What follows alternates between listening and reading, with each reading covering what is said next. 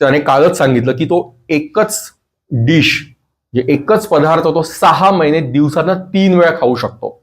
आणि या आम्हीही खेळलोय. आमची बॉडी अत्यंत व्हल्नरेबल होती. आम्ही 6 पॅक्स ऍब्स आमच्याकडे नव्हते, आमची चेस्ट नव्हते, आमचे बायसेप्स नव्हते की कॅमेऱ्यासमोर दिसावेत. पण आम्ही सतत सलग क्रिकेट खेळलो आणि क्रिकेटमध्ये तेच लागतं फ्लेक्झिबिलिटी. इंग्लंड सिरीज आहे, भारतीय टीम इंग्लंडमध्ये गेली होती वन डे सिरीज खेळायला. एक ओव्हर टाकला झहीर खानने, त्याने अक्षरशः 5 पावलांचा त्याचा रनअप होता. इतका तो असा स्लोअर, असा इंज्युअर्ड की त्याच्याकडे बघून दया येईल अशी त्याची अवस्था झाली होती. पण तरीही कॅप्टनने त्याच्या काहीतरी बॉल 156च्या स्पीडने बॉल टाकला होता आणि तो इतका जोरात हडसनला लागला की हडसनने म्हटलं होतं की मला वाटलं तो असा माझा आवाज ऐकून पॅडवरती, थाय पॅडवरती, की माझा पाय फ्रॅक्चर झाला, पाय मोडला, माझी मांडी मोडली. असा जोश तर आहे पण होश पण आहे.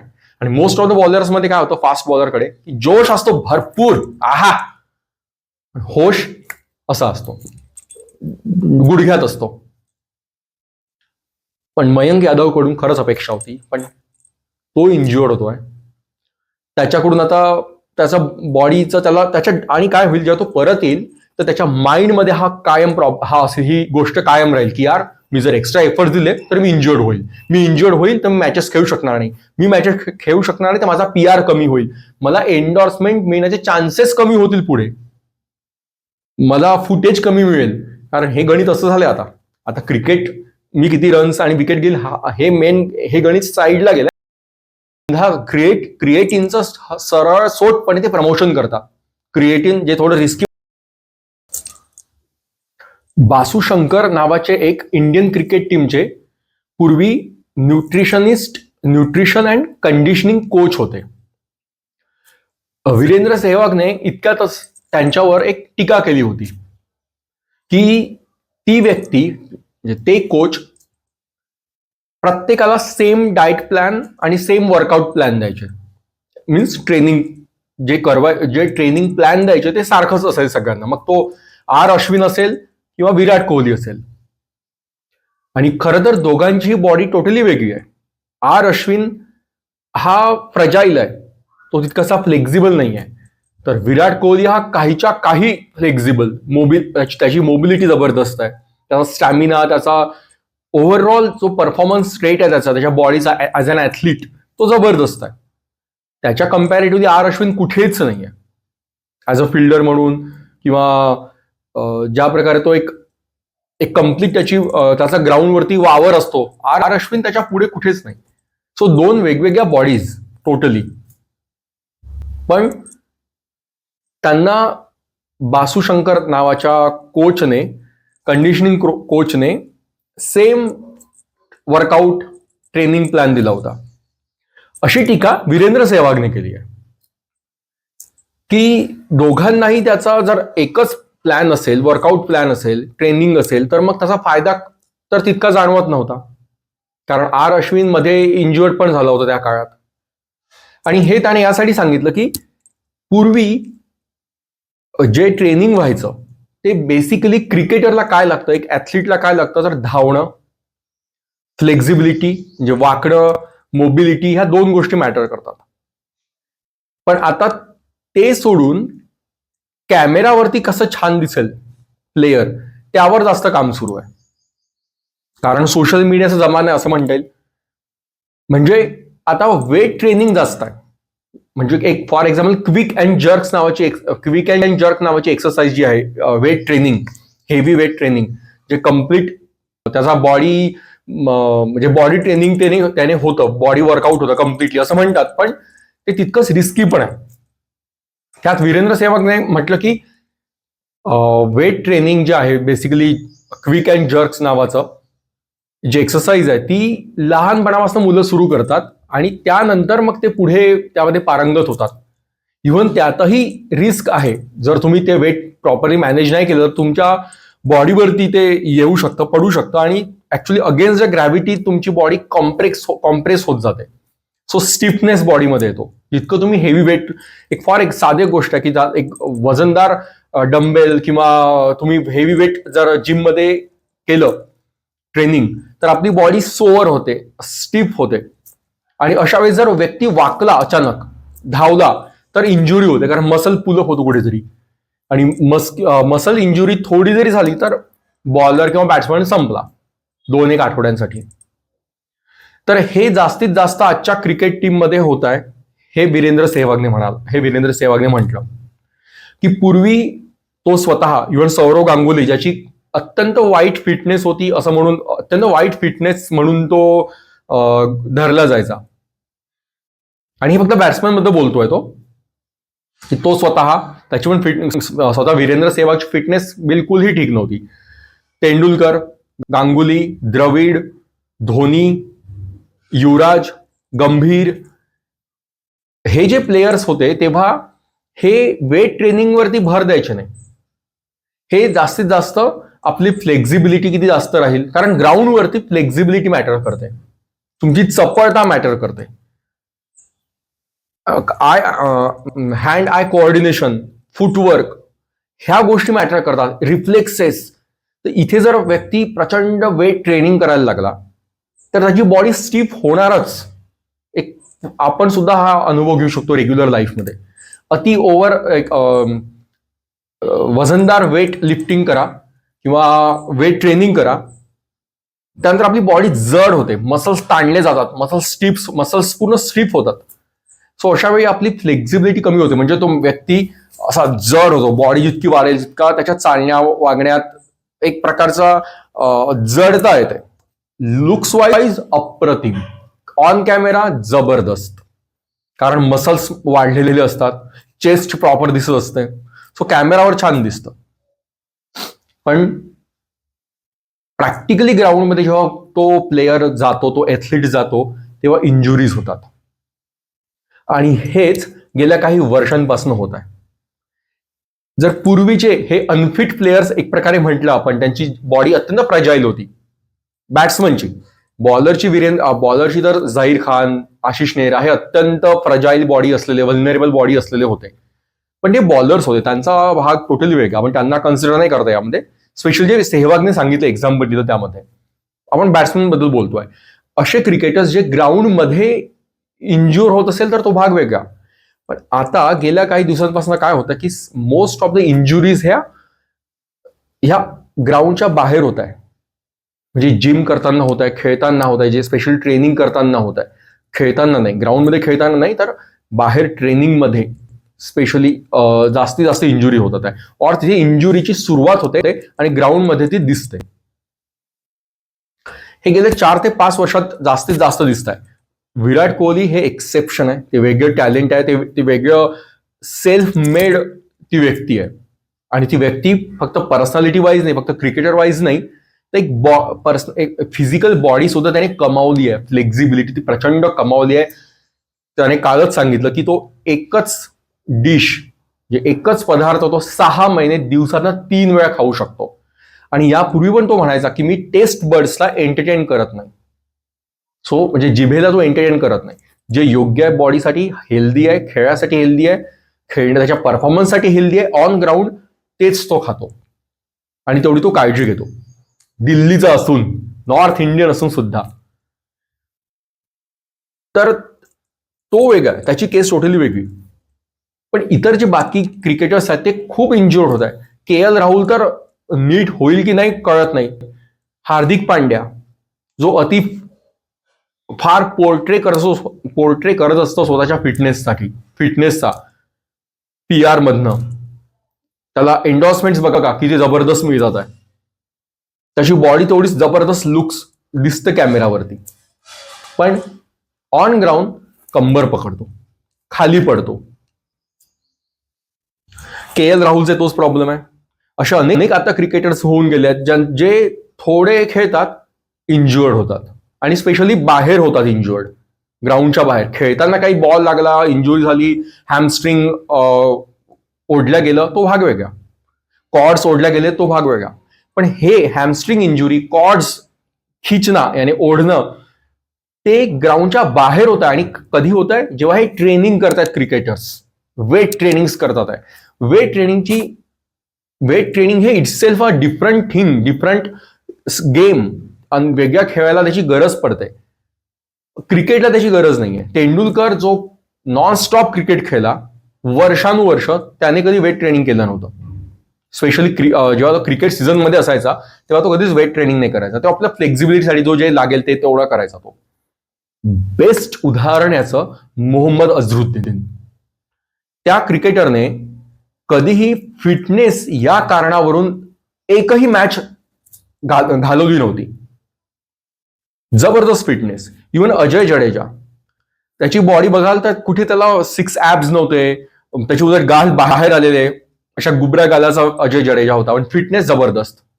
रॉबिन सिंग त्या काळात तो पण तसाच होता, थोडासा मोटू होता काइंड ऑफ, पण फिटनेस होता, फ्लेक्झिबिलिटी होती. आज फिटनेस कसा बघितला जातो?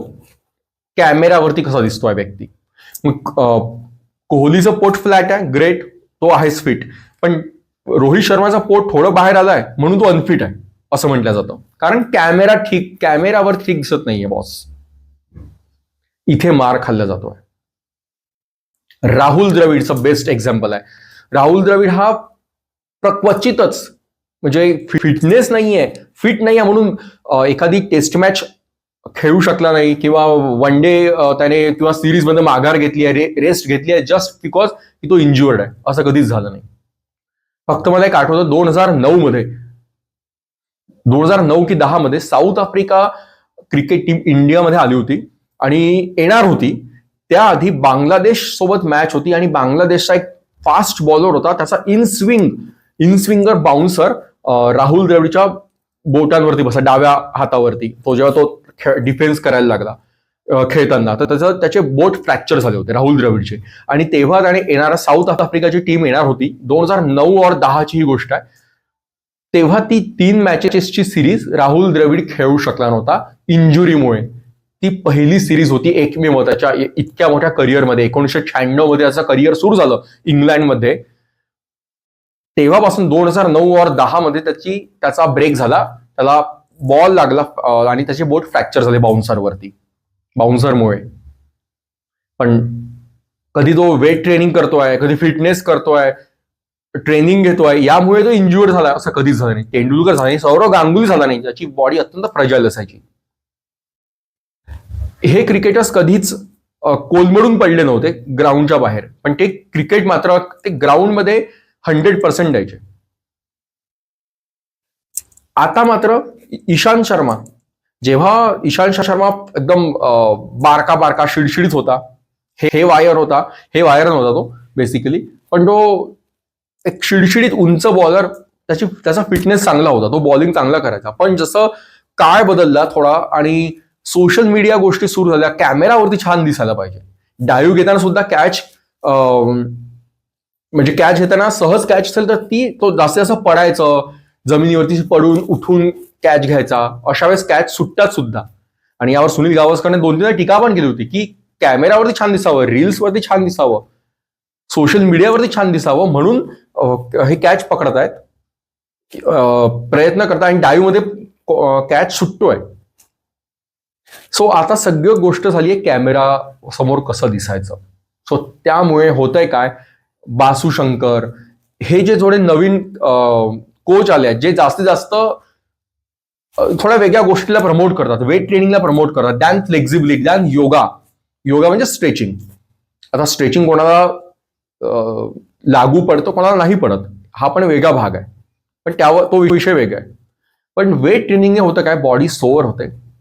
कारण खूप वेट ट्रेनिंग केलं जातं, कारण PR हवा असतो, सोशल मीडिया मॅनेजर असतो, PR मॅनेजर असतो, की तो म्हणतो की यार आपला ही जाहिरात हवी आहे, हा प्रॉडक्ट हवा आहे, त्याचं एन्डॉर्समेंट करायचं आहे, तो बॉडी तर अच्छी दिखनी चाहिए, आणखी एक्स्ट्रा एफर्ट्स करायचे. कारण क्रिकेट आज हा एम झाला नाहीये, क्रिकेट हा एक जरिया झाला आहे, एक एक्सक्यूज आहे, एक मार्ग आहे तुमचे फॉलोअर्स वाढवायचे, एन्डॉर्समेंट्स मिळवायचे. आणि दुसरं उद्देश दुसरा आहे. पहिले क्रिकेट आणि क्रिकेटमध्ये जिंकणं, क्रिकेटमध्येच विकेट घेणं, जास्तीत जास्त रन काढणं, हा उद्देश असायचा, हा अल्टिमेट गोल असायचा. आता अल्टिमेट गोल तो नाही, तो मार्ग आहे फक्त पुढे जाण्याचा. वेगवेगळे त्यांचे उद्देश, स्पेशली एन्डॉर्समेंट ज्याच्याकडे जास्त तो सोशल मीडिया किंवा तो जास्त इन्फ्लुएन्सर असतो, तो त्याची वट जास्त असते, त्याला आयपीएल मध्ये त्याला पीआर थ्रू जास्त मोठी रक्कम मिळते. आयपीएलचा जो कॅप्टन असेल, स्पेशली मुंबई इंडियन्सचा कॅप्टन असेल, त्या फ्रँचाईजचा कॅप्टन असेल, तर मार्केटमध्ये मोठी व्हॅल्यू असते त्या व्यक्तीची, त्या क्रिकेटरची. तो विषय वेगळा, आपण त्यावर नंतर एकदा बोलूयात परत, की कसं ब्रँडिंग आणि मार्केटिंग ह्या भरोशावर ह्याच एक उद्देश झाला आहे PR that cricket skills, that क्रिकेटमधले मोठमोठे विक्रम करणं, रेकॉर्ड्स करणं, हा उद्देश पूर्वी होता 2010च्या आधी. आयपीएल नंतर गोष्टी बदलल्यात ऑफकोर्स, पण जेव्हा 2013-14 नंतर सोशल मीडियाचा उद्रेक झाला, 15 पासून आणखी वाढला, अगदी सरकार बदलू शकतं हे कळायला लागलं 2014 नंतर. आणि 15 मध्ये इंस्टाग्राम आलं, 17 मध्ये अंबानी बापूने आपल्याला मुकेश भाईने ओपन केलं, 2016 मध्ये सप्टेंबर महिन्यात जिओ आलं, आणि मग तर सोशल मीडियाशिवाय दुसरा ऑप्शनच नाहीये जगामध्ये. सो क्रिकेट हा अल्टिमेट उद्देश, अल्टिमेट एम नाही, अल्टिमेट गेम नाहीये, हा तर एक मधला एक पार्ट झाला की क्रिकेटमध्ये काहीतरी नाव कमवायचं थोडंफार आणि पुढे जायचं आणि एंडॉर्समेंट्स मिळवायच्या. पूर्वी मूव्हीज सुद्धा तेच होतं की मूव्हीज हिट होणं, सुपर हिट होणं, मूव्हीज मधनं पैसे कमावणं हा एम असायचा. आता मूव्हीज नाही, आता सोशल मीडियावरती इन्फ्लुएन्स करायचं आणि जास्तीत जास्त फॉलोअर्स, त्यातनं पैसे कमवायचे. सो हा बदललेला काळ आहे गेले 2016-17 नंतरचा. सो आज प्रेझेंटेशन मॅटर करतं, तुमचा कॉन्टेंट मॅटर करत नाही, प्रेझेंटेशन कसं आहे, तुमची बॉडी प्रेझेंटेबल आहे का. आणि ह्या सगळ्यांचा परिणाम हळूहळू हा परिणाम होत असतो, जो ताबडतोब दिसत नाही. सगळ्यांचा एंड प्रॉडक्ट असं असतं की मेन जो खेळ आहे, मेन जो मार्ग पत्करला होता तोच संपतो, तो उद्देश राहत नाही, ते अल्टिमेट डेस्टिनेशन राहत नाही, तो फक्त एक मार्ग उरतो, तो माइलस्टोन राहतो. कारण काय तर प्रेझेंटेशन दिसायला छान पाहिजे. याचा एक हा विषय जितका खूप खोल आहे, मोठा आहे. पण back to cricket, back to serious business, like a Sanjay Manjrekar said, की वेट ट्रेनिंगने काय होत आहे तर बॉडी एक क्रिकेटर छान दिसतोय कॅमेरावरती, आणि त्यामुळे बासू शंकरन सारखे कोच जास्तीत जास्त त्यावरती भर देतात आहेत, क्रिकेटर्स त्यावरती जास्त भर देत आहेत, त्यामुळे इंजुरीज वाढत आहेत. And now back to the point, जे आपण थंबनेलवरती बोललोय, मयंक यादव. ही सगळी प्रस्तावना फार मोठी होती, पण ती कामाची होती, ती विषयाला अनुरूप होती, आणि एक प्लॅटफॉर्म, एक कम्प्लिटली नक्की काय म्हणायचं आहे हे सगळं मी आता सांगितलं. की मयंक यादव सारखा क्रिकेटर, जे मी सिरियसली आयपीएल मध्ये यावर्षी बघत होतो किंवा यावर्षी जे बघतोय मी, त्यातलं मयंक यादव हे एक कारण आहे, त्यातलं मेन होतं मयंक यादव. तो इंज्युअर्ड झाला पाठीच्या दुखण्याने, आणखी कशाच्या दुखण्याने, तो इंज्युअर्ड झाला. आता तो बुमरा नाहीये, बुमरा खेळतोय 2016 पासनं, हा इंटरनॅशनल क्रिकेट, तो अजूनही खेळतोय, त्याची ऍक्शन अत्यंत अनहेल्दी आहे, पण तो अजूनही 100% देतोय. 5 विकेट्स काल घेतलेत त्याने आरसीबी विरुद्ध, पण तो खेळतोय. आणि हा मयंक यादव जो 156ला टच करत होता, तो काल आला आणि आज इंज्युअर्ड झाला, आणि त्याच्याकडून प्रचंड अपेक्षा होत्या, कारण तो खूप सटल बॉलिंग करत होता. आपल्याकडे उमरान मलिक होता, फास्टेस्ट बॉलर आजपर्यंत. उमरान मलिकला वाया घालवलं एक प्रकारे, और त्याच्यामध्ये रॉ पेस होता. क्रिकेटमध्ये फक्त रॉ पेस लागत नाही. शोएब अख्तर जेव्हा आला लेट 90s मध्ये, तेव्हा त्याच्याकडे रॉ पेस होता, पण वन डे त्याला लोक खेळायचे सहजपणे. त्याच्यावरती त्याला फक्त टच केलं की, टायमिंग केलं की बाउंड्रीज जायच्या. त्यामुळे त्यानंतर शोएब अख्तरने प्रचंड मेहनत स्वतःवरती केली, आणि तो एक अल्टिमेट क्रिकेटर आहे, प्रश्नच नाही, पण त्याने खूप मेहनत केली. सो फक्त रॉ पेस होऊन चालत नाही. सो उमरान मलिक असा वाया गेला काइंड ऑफ, सध्या तरी गेले 1-1.5 वर्ष. त्याने आतापर्यंत भारताचा तो फास्टेस्ट बॉलर आहे, 156.8 किलोमीटर पर आवर त्याने स्पीड आतापर्यंत टच केलाय.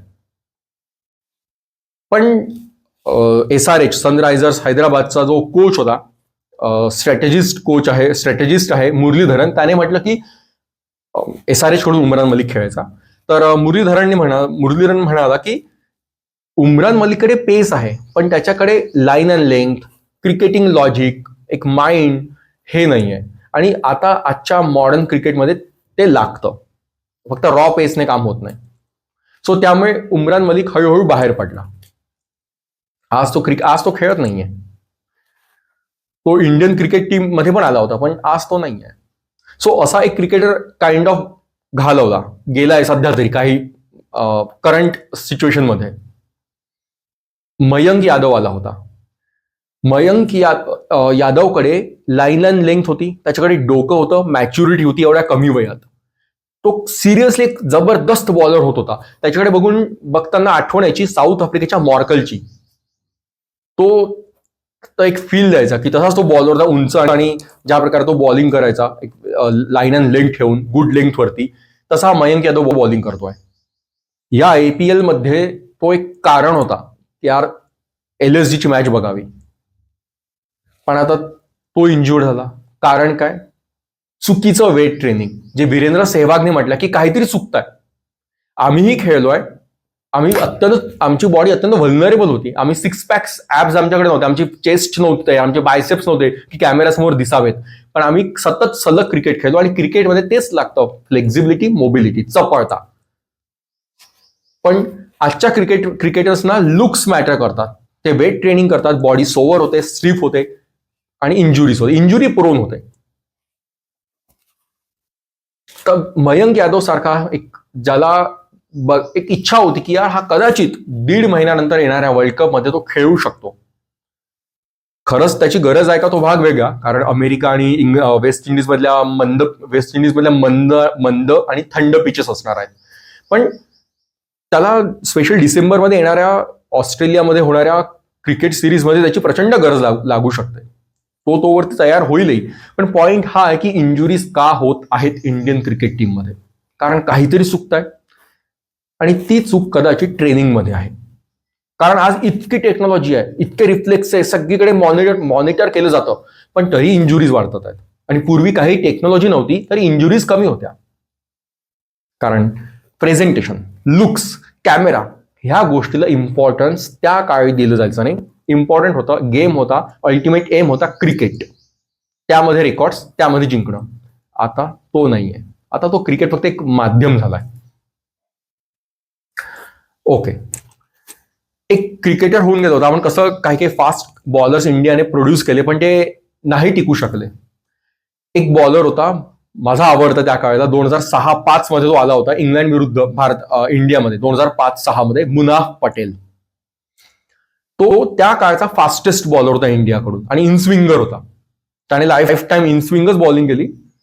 आय थिंक थोडंफार त्याने आउटस्विंग, त्याचा थोडा एंड ऑफ द क्रिकेट, त्याचं जेव्हा करिअर व्हायला लागलं, एंड ऑफ द करिअर 2011चा वर्ल्ड कप मध्ये जो खेळला आहे, त्यावेळेस थोडा आउटस्विंग व्हायला लागला. त्याने स्लोअर वन पण डेव्हलप केला होता, पण तो बेसिकली इनस्विंगर होता, आणि स्पीड होता त्याच्याकडे बेसिकली. पण झालं काय की त्याची पण बॉडी ही झहीर खान प्रमाणेच व्हल्नरेबल होती, फ्रजाईल होती. सो त्याचं ट्रेनिंग चुकलं असेल त्या काळात, ऑर व्हॉट एव्हर, तो इंज्युअर्ड झाला. आणि त्यानंतर त्याने आपला रनअप कमी केला, आणि ॲक्युरेसीवर काम केलं. त्याने स्पीड पूर्ण कमी केला, आपला पेस कमी केला, आणि ॲक्युरेसीवरती जास्तीत जास्त भर दिला. पण मग तो तितका चालू शकला नाही. ऑफकोर्स 2011चा वर्ल्ड कप, आणि 2011च्या वर्ल्ड कपच्या एक्झॅक्ट आधी फेब्रुवारी महिन्यात साऊथ आफ्रिकेच्या टूरवरती इंडियन क्रिकेट टीम गेली होती. त्यामध्ये 5 वन डे मॅचेस होते. त्या 5 वन डेतली शेवटची जी मॅच आहे, और चौथीची मॅच होती, ती लाजवाब मॅच होती. त्या मॅचवर सुद्धा एक दिवस बोलता येईल. त्यावेळेस त्या सिरीजमध्ये आपला इरफान पठाणचा भाऊ युसुफ पठाणने 100 केली होती. तर तो एक टोटली वेगळी सिरीज आहे ती. खरं तर अनसंग सिरीज आहे, कोणी जास्त त्याबद्दल बोलत नाही, कोणाला ती आठवत पण नाही, पण ती खूप सुंदर सिरीज होती इंडियन क्रिकेटमधली. तर त्यामध्ये पण मुनाफ पटेलने मस्त बॉलिंग केली होती. पण त्याचा पॉइंट त्याचा पेस गेला होता. 2005-06 मध्ये तो जेव्हा आला इंग्लंड विरुद्ध पहिल्यांदा मॅच खेळला, टेस्ट मॅच, तेव्हा त्याने 3 विकेट घेतल्या की 5 विकेट घेतल्या होत्या त्यांनी पहिल्याच मॅचमध्ये. आणि नंतर हळूहळू इंजुरीमुळे त्याने स्पीड कमी केला. सो आपल्याकडे फास्ट बॉलर येतात काही, पण ते त्यांचा स्पीड हळूहळू कमी होतो. इवन झहीर खानकडे पण स्पीड होता स्टार्टिंगला. त्याची ती टिपिकल उंच उडी, जो प्रत्येक 90sच्या मुलांनी किडने ती उडी बाजारात भाजी आणताना, रस्त्यावरून चालताना, शाळेत जाताना उडी मारली आहे ती प्रत्येक मुलाने. मी पण केलाय प्रकार. एक चामिंडाबाजची ऍक्शन कॉपी करायला जायचो सगळेजण. ॲलन डॉनाल्डची आणि झहीर खानची उडी, हे 3 फेमस होते. तर काय सांगतो तुम्ही? तर हा मात्र झहीर खान हा व्हल्नरेबल होता. मुनाफ पटेल सुद्धा व्हल्नरेबल होता. झहीर खानची स्पीड चांगला होता झहीर खानकडे, पण झहीर नंतर अॅक्युरेसी, त्याने आपली उडी जी होती त्याची टिपिकल एक फेमस उडी, ती पूर्ण जम्प झहीर खानची ती त्याने कमी केली, नंतर बंदच केली ऍक्च्युली. आणि मग तो स्विंगवरती त्याने भर दिला. एक काळ असा होता 2006 की 2007 ची इंग्लंड सिरीज आहे, भारतीय टीम इंग्लंडमध्ये गेली होती वन डे सिरीज खेळायला. एक ओव्हर टाकला झहीर खानने, त्याने अक्षरशः 5 पावलांचा त्याचा रनअप होता. इतका तो असा स्लोअर, असा इंज्युअर्ड, की त्याच्याकडे बघून दया येईल अशी त्याची अवस्था झाली होती. पण तरीही कॅप्टनने त्याच्यावरती भरोसा दाखवला आणि त्याला ओव्हर दिला होता. तो आय थिंक शेवटचा ओव्हर होता. नंतर तो बोलला पण की माझ्यावर विश्वास दाखवला कॅप्टनने, आणि कॅप्टन राहुल द्रविड किंवा सौरव गांगुलीच होता, की मला त्याने हा शेवटचा ओव्हर टाकू दिला माझी अशी अवस्था असून सुद्धा. मग ऑफकोर्स झहीर खानने परत मेहनत केली आणि 2011चा वर्ल्ड कपचा तो खरा स्टार आहे. युवराज सिंग, गौतम गंभीर आणि झहीर खान हे खरे स्टार्स आहेत 2011च्या वर्ल्ड कप मधले. आणि त्याची इंग्लंडची मॅच आठवा झहीर खानची. अनबिलिव्हेबल बॉलिंग होती त्याची. पण परत इंजुरी प्रोन बॉडी, कारण 2011चा वर्ल्ड कप आपण 2 एप्रिलला वर्ल्ड कप फायनल जिंकलो, 2 एप्रिल 2011ला. आणि 2 ते 2.5 महिन्यानंतर आफ्टर IPL आपला इंग्लंड टूर होता. इंग्लंड टूरमध्ये पहिल्याच मॅचमध्ये झहीर खान गेला, पण इंजुरी लपवून गेला. इंज्युअर्ड आहे त्याने सांगितलं नाही किंवा त्याला कळलं नाही, डोंट नो. त्या काळात असं व्हायचं, इंजुरीज लपवण्याचा प्रकार. पहिल्याच मॅचमध्ये दुसरा ओव्हर टाकला आणि हॅमस्ट्रिंग पकडली. टीम पूर्ण सिरीज मधनं बाहेर. अख्खा लोड आला प्रवीण कुमारवरती. सो झहीर खानचा हा प्रॉब्लेम असायचा. जवागल श्रीनाथ, फास्ट बॉलर, त्याला म्हणतात की शाकाहारी फास्टेस्ट बॉलर. त्याने 1996 मध्ये हडसन नावाचा बॅट्समन होता, साऊथ आफ्रिकेचा ओपनर. गॅरी कस्टन आणि हडसन उतरायच्या. गॅरी कस्टन तोच आपला कोच, 2011 टीमचा कोच आपल्या टीमचा. तो ओपनर असायचा लेफ्टी, आणि एक राईट हँडेड असायचा हडसन. हडसनला त्याने जो एक बॉल टाकला होता 1996-97च्या टूर वरती जवागल श्रीनाथने, साऊथ आफ्रिकेचा टूर होता तो, साऊथ आफ्रिकेमध्ये इंडियन टीम गेली होती, तेव्हा त्याने 156, 57, 58च्या स्पीडने काहीतरी बॉल, 156च्या स्पीडने बॉल टाकला होता. आणि तो इतका जोरात हडसनला लागला की हडसनने म्हटलं होतं की मला वाटलं तो असा माझा आवाज ऐकून पॅडवरती, थाय पॅडवरती, की माझा पाय फ्रॅक्चर झाला, पाय मोडला, माझी मांडी मोडली, असा तो आवाज होता. जवागल श्रीनाथचा फास्टेस्ट बॉल म्हणून तो गणला जातो. पण त्याची एक वेगळी मेघ आहे गॅनबाची, की जी स्पीड गन असते, म्हणजे स्पीड दाखवते बॉलरच्या बॉलची, ती त्यावेळी ॲक्युरेट नव्हती असं म्हणतात. म्हणजे स्पीड चुकीचं दाखवला गेला, एक्स्ट्रा स्पीड दाखवला गेला जवागल श्रीनाथच्या त्या बॉलचा. सो तो बॉल 156 55 असा काहीतरी स्पीड होता, फास्टेस्ट बॉल त्या काळातला भारतीय बॉलरने टाकलेला. पण तो ग्राह्य ऑफिशियल धरल्या जात नाही, कारण चॅनल जे चॅनल ती मॅच प्रक्षेपित करत होते त्यांच्याकडे जी स्पीड गन होती ती ॲक्युरेट नव्हती. त्यामध्ये काहीतरी फॉल्स होते, टेक्निकल काहीतरी ग्लिच होते. सो चुकीचा स्पीड दाखवण्यात आला असं म्हणतात. सो तो फास्टेस्ट बॉल ऑफिशियली धरल्या जात नाही. पण हडसनचं ते वक्तव्य मात्र आहे, त्याला बॅकिंग करणारं, की माझी मांडी मोडली असं मला वाटलं जेव्हा जवागल श्रीनाथचा बॉल माझ्या मांडीवरती लागला जोरात. सो असे फास्ट बॉलर आपल्याकडे येऊन गेल्यात. मोहम्मद शामी मस्त फास्ट बॉलर होता. आल्याच त्याने वेस्ट इंडिज विरुद्ध 2013 ऑक्टोबर-नोव्हेंबरचा पिरियड होता. मोहम्मद शामी पहिल्यांदा क्रिकेट टेस्ट मॅच पहिल्यांदा खेळला भारताकडून, डेब्यू केलं त्याने. आणि 3 की 5 विकेट्स त्याने वेस्ट इंडिजच्या काढल्या होत्या आणि जबरदस्त क्लीन बोल्ड करत होता यॉर्कर्स आणि इन स्विंगर्स वरती. विथ द टाइम त्याचा पण स्पीड थोडा कमी झालाय, पण अजूनही त्याचा बॉल मात्र प्रॉपर आहे. पण स्पीड ऑफकोर्स कमी होतोच, वय वाढतं, स्टिफनेस बॉडीमध्ये येते. पण हे इव्हन आपला माझा मोस्ट आवडता टेल एंडर बॅट्समन म्हणजे इशांत शर्मा. आवडता बॉलर, तो पण जबरदस्त फास्ट बॉलर होता. जेव्हा 2007चा टूर होता भारताचा ऑस्ट्रेलियामध्ये, सायमनची ती सिरीज, मंकी गेट प्रकरण, हरभजन सिंग, सायमन आणि ते लास्ट सिडनीमध्ये जे होपलेसपणा पॉन्टिंगने केला होता आणि त्याने केला होता, दुसरा लेफ्टी त्यांचा बॉलर होता आणि उजवा बॅट्समन होता जबरदस्त, आत्ता नाव आठवत नाहीये, मायकेल क्लार्क यांनी चिटिंग केली होती अक्षरशः आणि आपण मॅच हरलो होती, सिडनी मॅच शेवटच्या ओव्हरमध्ये. ही ती सिरीज आहे जेव्हा इशांत शर्मा पहिल्यांदा खेळला होता 2007 आणि 2008 जानेवारीमध्ये. तेव्हा तो जबरदस्त फास्ट बॉलिंग करायचा. त्याची विकेट पण फेमस आहे फार. पॉन्टिंगला त्याने आउट केलं होतं कदाचित. येस, तो फास्ट होता, पण विथ द टाइम त्याची पण इंजुरीज वाढायला लागली, कारण त्याची उंची पण तेवढी जास्त आहे, भरपूर उंच आहे इशांत शर्मा. सो त्यामुळे तो इंजुरी प्रोन होता. पण उंच तर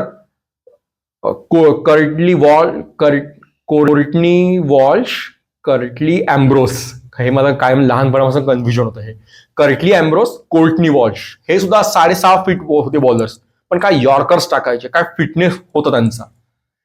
सो हे बॉडी लागतं, जीन्स थ्रू येतं आणि तुमच्या फिटनेसवरती येतं, तुमच्या डेडिकेशनवरती पण येतं.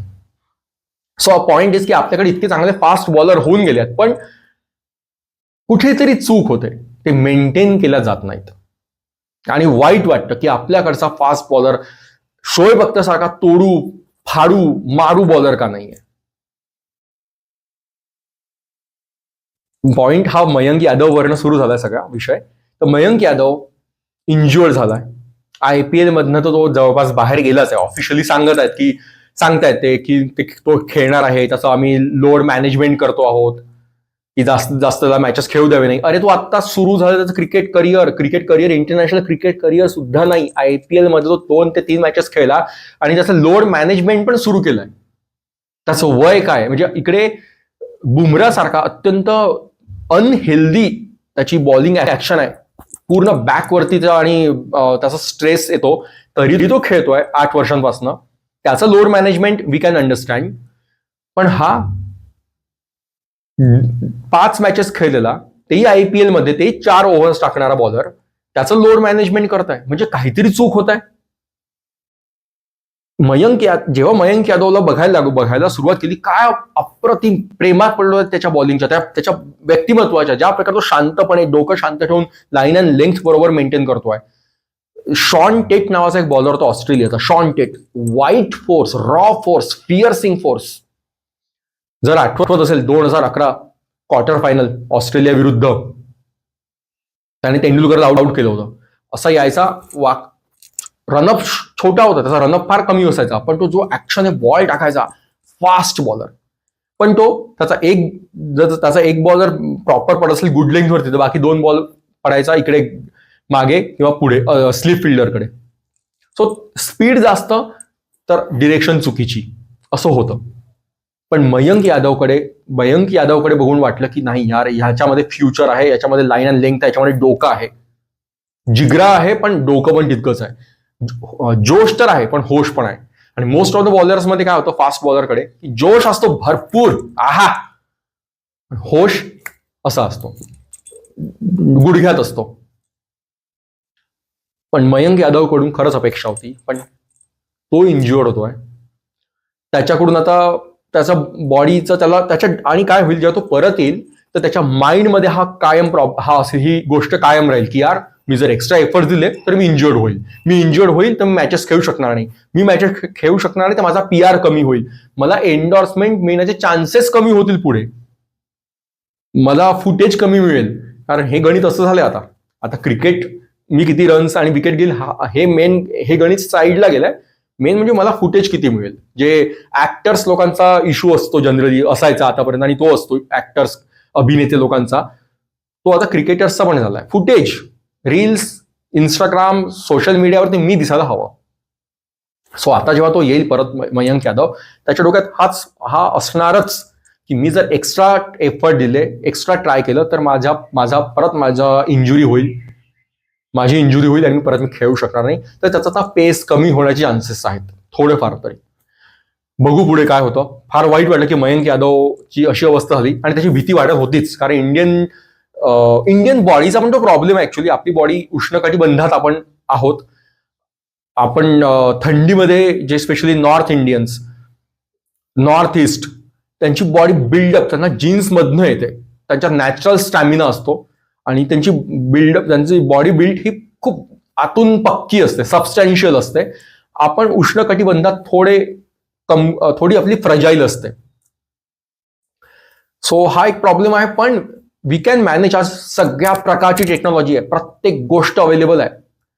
सोन्याची खाण आहे BCCI, म्हणजे अख्खे देश घेतील विकत, ते इतके श्रीमंत आहेत. कुठेही ते काही अवेलेबल करून देऊ शकतात कुठल्याही क्रिकेटरला. पण क्रिकेटरला काय हवंय एक्झॅक्टली, किंवा त्याच्या बॉडीला काय हवंय हे सांगणारा आणि ते ऐकणारा क्रिकेटर हवाय. कारण बासू शंकर हे क्रिएटिन सुद्धा क्रिएटिनचं सरळ सोटपणे ते प्रमोशन करतात. क्रिएटिन जे थोडं रिस्की पण ठरू शकतं. मी क्रिएटिन सुरू करायच्या आधी किंवा केल्यानंतर लक्ष ठेवून मॉनिटर करायला पाहिजे, कारण हे किडनीच्या संदर्भात गोष्टी आहेत. क्रिएटिन बॉडी स्वतः क्रिएट करतेच, पण जर तुम्ही एक्स्ट्रा घेतायत बाहेरून तर मसल मास वाढेल, वॉटर रिटेन्शन वाढेल, मसल्स पक्के होतील, पण कुठेतरी बॉडीवर परिणाम होईल ना, कारण ते बाहेरचा पदार्थ आहे. पण या क्रिएटिनचं बासू शंकर नावाचे कोच, जे कंडिशनिंग कोच होते इंडियन क्रिकेट टीमचे, ते ओपनली प्रमोट करतात. वेट ट्रेनिंगला प्रमोट करतात, योगासनाला प्रमोट करत नाहीत, स्ट्रेचिंगला प्रमोट करत नाही. स्ट्रेचिंग गरज असते एका क्रिकेटर्सची, एका एथलीटची. सो हा खूप बारीक लूप होल्सवाला, व्यक्ती सदृश, व्यक्ती भिन्नतेनुसार हा विषय आहे. शारीरिकरित्या, मानसिकरित्या, वैचारिकरित्या आपल्याला काय हवंय की ऍट द एंड क्रिकेटरचा फिटनेस असावा आणि चांगला जो प्रॉमिसिंग क्रिकेटर आहे त्याचं करिअर वाढावं आणि चांगल्या प्रकारे तो खेळावा. आणि कॉम्प्रोमाइज करावा नाही आपल्या टॅलेंट सोबत, कॉम्प्रोमाइज करावा नाही एका बॉलरने आपल्या स्पीड सोबत, आणि एका बॅट्समनचे रिफ्लेक्सेस जावे नाहीत. वीरेंद्र सेहवाग अख्खं क्रिकेट फक्त हँड आय कोऑर्डिनेशनवरती खेळलाय. त्याचे पाय सिमेंटमध्ये उभे केल्यासारखे, सिमेंटमध्ये अडकवल्यासारखे त्याचे पाय असायचे एका जागेवरती, पण तो हँड आय कोऑर्डिनेशन होतं, फिटनेस नव्हता. पण जेव्हा तुमची बॉडी सोर होते, स्टिफ होते, कडक होते, मसल्स कडक होतात, तर नॅचरल रिफ्लेक्सेस कमी होतात. यॉर्कर म्हणून लोक नीट खेळू शकत नाही, बोल्ड होतात. पूर्वी यॉर्कर्स नीट खेळले जायचे. बाउन्सर सटकन रिफ्लेक्स ऍक्शन, तेंडुलकरचे रिफ्लेक्स ऍक्शन आठवा, राहुल द्रविडचे रिफ्लेक्स ऍक्शन आठवा. बाउन्सर आला की ते असे व्हायचे, कमरेत वाकून. दिसायचं पण खूप सुंदर बॉल सोडताना, प्रॉपर बॉल दिसायला जवळून त्यांना, डोळ्यावरून जाताना. सो हा खूप मोठा विषय आहे ऍक्च्युली, आणि हा विषय लांबला पण. बघूयात मयंक यादव कमबॅक कसा करतो आणि त्याचा स्पीड कसा राहतो आणि त्याचं टॅलेंट जे त्याच्याकडे आहे ते कसं तो मेंटेन पुढे कायम करतो. आज इथेच थांबूयात आणि नवीन विषयासह परत लवकरच उद्याच येऊयात यार. धन्यवाद.